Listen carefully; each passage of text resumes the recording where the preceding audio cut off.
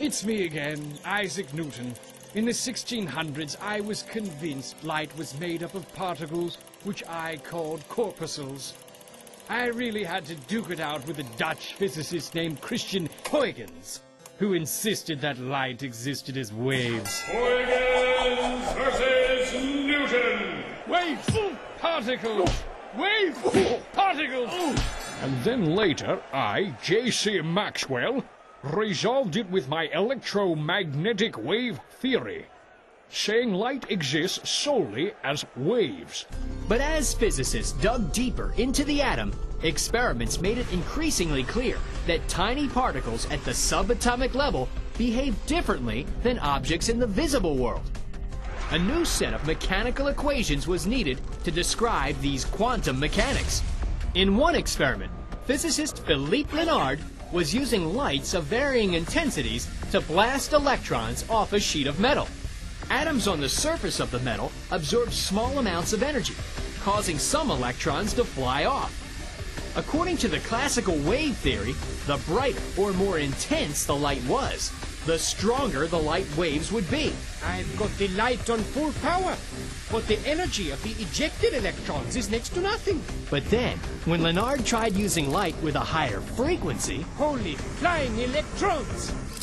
a young German fellow by the name of Albert Einstein came along to take a look. The only explanation for this photoelectric effect is that light has particle-like properties.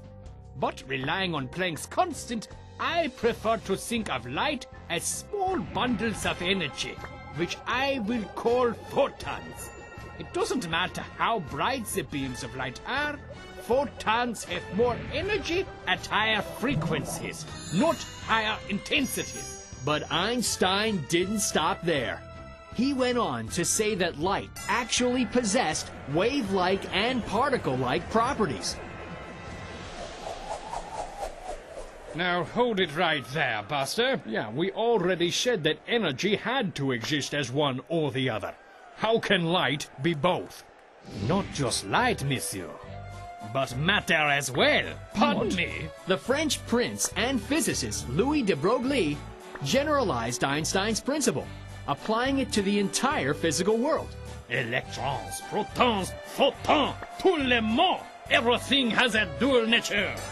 De Broglie also proposed that electrons themselves exhibited wave-like behavior.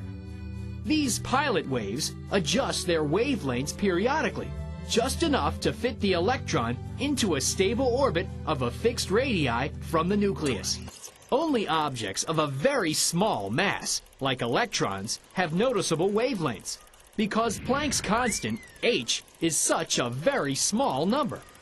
For the record, the value of h, which Planck realized could never equal 0, turned out to be 0.0000000, 19 more zeros, 6626.